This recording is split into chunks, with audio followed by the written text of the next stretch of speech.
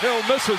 Rebound goes to the Cavs. J.R. Smith brings it back out. Throws it to Hill. Hill shot blocked.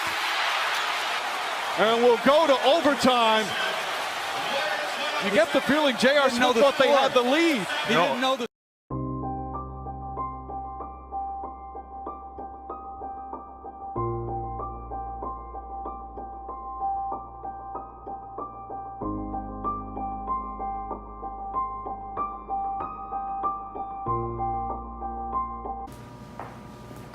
Probably like reading into the mind of an athlete and thinking about their mental state, I guess. I think sports psychology is the way people think, or like their psychological processes when they're playing a specific sport or exercising. The way athletes mentally prepare and execute a game plan with the many different factors that go in, and it's usually a physical sport, but a lot of, you're preparing for the game, you're preparing for practice. There's a lot of preparation that goes on psychologically, and those factors that affect the outcomes.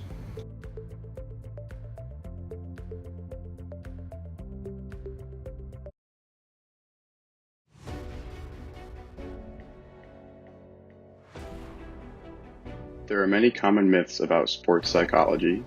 It is not only for the mentally quote-unquote weak or those with a mental illness.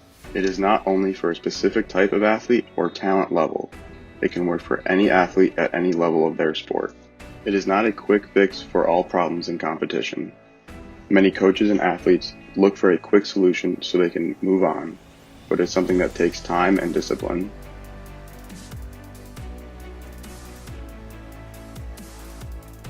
Sports psychology is when aspects of psychology are applied to sport and performance. Many athletes are physically talented, but mental training is often overlooked and can be a differentiator between athletes. Sports psychology includes topics such as intentional goal setting, visualization and imagery, building and maintaining motivation, enhancing confidence, managing energy and focus, dealing with pressure, addressing clinical issues with athletes, team dynamics, and cohesion. Psychology applied to sport began in the late 1800s and throughout time has seen steady growth in research, implementation, and acceptance. E.W. Scripture was the first noted researcher in the field. He worked with numerous athletes on reaction times, accuracy, and personality. Norman Triplett was also very influential early on. He worked with cyclists and demonstrated social facilitation. Coleman Griffith is considered the father of sports psychology. He developed the first sports psychology lab in 1925 at the University of Illinois. Dorothy Harris developed the first graduate program in sports psychology at Penn State University in the early 1970s.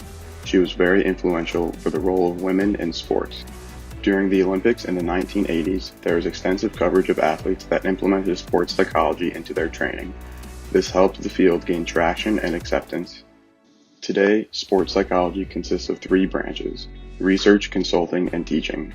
A sports psychologist can work in any combination of these topics. Examples of significant research include a study showing that more physical touch between teammates has correlation with better records in the NBA. A study on why athletes reach their potential versus not, revealed in this book, Grit.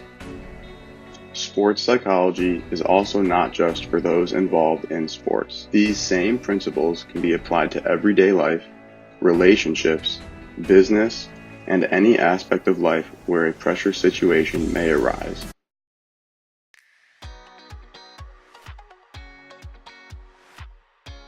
I think that it can make you start to relax and actually understand the game that you're playing, and rather than getting all stressed out and worrying about more just yourself and being healthy as an athlete. Mental skills are extremely important. It's a really high pressure environment, and how you handle that pressure ultimately controls your results.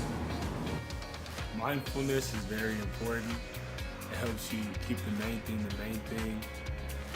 Here on the basketball team, we really use it a lot. Help us hone in on our defenders and the next competition we have. It helps us to make us do better on the court and off the court and be better people. And we practice it every day with yoga and after practice with Coach King. The physical side of it, yes, being an athlete is one thing, but to learn the mental side and to have the mental toughness that you have to have on a day-to-day basis to be a successful athlete at a high level, it's challenging. And I think if you look at really good high-level athletes, never mind their athletic ability, mentally, they're strong, they're tough, they put a lot of thought into the things that they do with their profession. And so when you look at athletes, you look at the athletic side of things, but for me, the mental side is just as important, if not more important, to being a successful athlete.